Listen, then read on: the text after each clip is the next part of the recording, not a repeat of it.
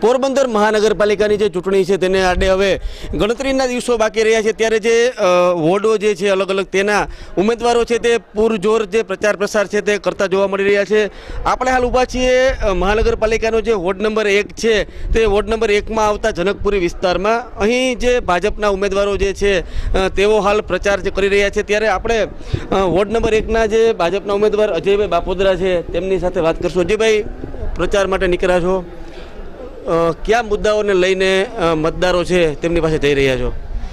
મુદ્દાઓ તમે જે લગભગ પત્રકાર મિત્રો, પ્રિન્ટ મીડિયાના મિત્રો વાકેફ હશે, હું દર વખતે ચૂંટણીમાં કહું છું, કોઈ પણ ચૂંટણી હોય કે જો અમે કામ કર્યા હોય તો મત આપજો, નહીંતર મત ન આપતા, જેની એ કામ કર્યા એને મત આપજો। એટલે વિષય એટલો જ છે કે જે લોકો કામ કરે એમને મત માગવાનો અધિકાર છે। અમારા મુદ્દાઓ એટલો જ છે કે અમે જે લોકોની પ્રાથમિક સુવિધાઓ છે, આ ઉપરાંત લોકોને જે રોજમાં જે જરૂરિયાત પડતી હોય એમાં કઈ રીતે મદદરૂપ થાય એમનું સમસ્યાનું નિરાકરણ લઈ આવીએ, એ મુદ્દા ઉપર જ અમારે મત માગવાનો છે।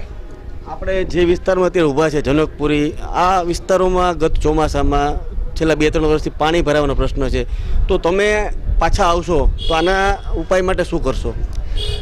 છેલ્લા તમને બધાને ખ્યાલ છે કે કોર્પોરેશનમાં કે આપણે નગરપાલિકામાં 4 ઉમેદવારો હોય છે। હવે 4 ઉમેદવાર એક ભાગ જોતા હોય છે। આ ભાગ છે જે અપક્ષ ઉમેદવાર લડે છે જનકપુરી શિવાલિક જોતા, એટલે જનકપુરી શિવાલિકમાં આજે તમે જે કહો છો પ્રાથમિક સુવિધાઓનો અભાવ છે, હું પણ સ્વીકારું છું। હવે એ ભાઈ અપક્ષમાં લડે છે, એમણે જે તે સમયે કરેલા નથી, આ કામ અમારે પૂરા કરવાના છે। સામેની સાઈડ રિલાયન્સ સોસાયટી છે, રિલાયન્સને તમે એક ગલી જોઈ લ્યો, ત્યાં રોડ, રસ્તા, ગટર, હમણાં જ ગેસની લાઈન લખાણી એટલે થોડા ઘણા રોડ ડેમેજ છે, બાકી રોડ, રસ્તા, ગટર, પાણી, લાઇટ, આ બધી સુવિધાઓ પૂરી થશે। આ જ સુવિધાઓ જનકપુરી અને આ શિવાલિકનો એરિયા છે એ પૂરી કરવાની અમારી પૂરી મક્કમતા છે અને પૂરી પાડશું। ચૂંટણીનું પરિણામ જે હોય પણ અમારે તો કામ કરવાનું છે, એટલે આ કામ અમારે જ કરવાનું છે। તમે આપણે જે વાત કરી તેની પહેલાં આપણે એક વખત કે ડેવલપ થતા જે વિસ્તારો હોય છે, એરિયા હોય છે, એ લોકો એના નાગરિકોએ ખાસ કરીને શું ધ્યાનમાં રાખવું જોઈએ? મેં તમને અગાઉ લગભગ છેલ્લા 5 વર્ષથી હું કહેતો આવું છું કે લોકો જ્યાં મકાન લે, હવે આપણે પાછળની સાઈડે જ છે એક સોસાયટી છે, આપ લોકોએ જે કર્યું હતું 3 કિલોમીટર દૂર ખેતરોની વચ્ચે બિલ્ડર સોસાયટી બનાવી નાખે, બિનખેતીની શરતી મંજૂરી મળી જાય। તો તમે જ્યારે તમારા સપનાનું મકાન લેતા હોય, 15-20 લાખ, 25 લાખ, 30 લાખ ખર્ચતા હોય, ત્યારે તમે જુઓ ત્યાં રોડ, રસ્તા, પાણી, ગટર, આ સુવિધાઓ છે, કારણ કે આ બિનખેતી કરનાર અને બિલ્ડરે જ આ સુવિધા ઊભી કરવાની હોય છે, એ નથી કરતા, એને લીધે પછી લોકોને હેરાન થવું પડે છે। એટલે લોકોએ આ જોવું પડે, પ્લસ આ ઉપરાંત લોકોએ પણ થોડું સમજદાર થવું પડશે। ક્યાંક પણ આપણે ઇન્વેસ્ટ કરીએ તો આપણે ત્યાં પૂરો આઈડિયા લઈ અને પછી ઇન્વેસ્ટ કરીએ। ગયા વખતે તમારી હારે ચૂંટણી લડતા હતા, આ વખતે અપક્ષમાં ચૂંટણી લડે છે, આ ઉમેદવાર છે એ કેટલો તમને તમારી પેનલ માટે જોયો છો કે મુશ્કેલ છે? જો હું તમને 28 તારીખે આપણે ફરી મળશું ત્યારે હું કહીશ, અત્યારે હું એ વિશે કોમેન્ટ નથી કરતો।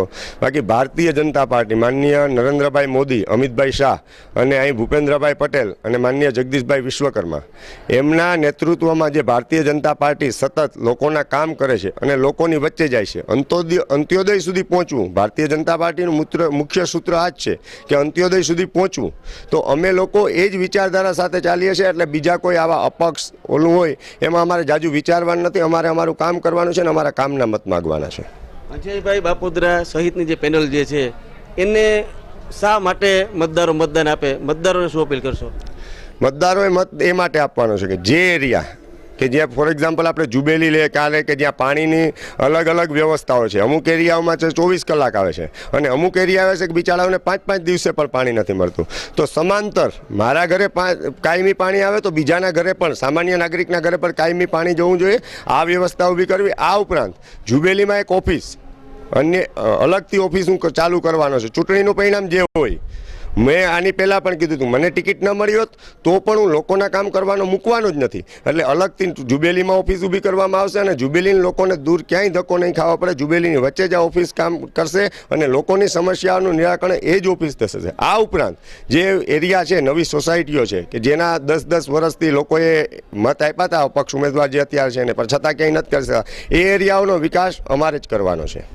તો આ હતા વોર્ડ નંબર 1ના ઉમેદવાર અજયભાઈ બાપોદરા। તેઓએ જણાવ્યું કે કોઈ પણ જે વ્યક્તિઓ જે છે વોર્ડના, તે તમામ વ્યક્તિઓને સમાન જે હકો જે છે, સુવિધાઓ છે તે મળી રહે, તે માટે તેઓ આગામી સમયમાં પણ જે કાર્ય છે તે કરતા રહેશે।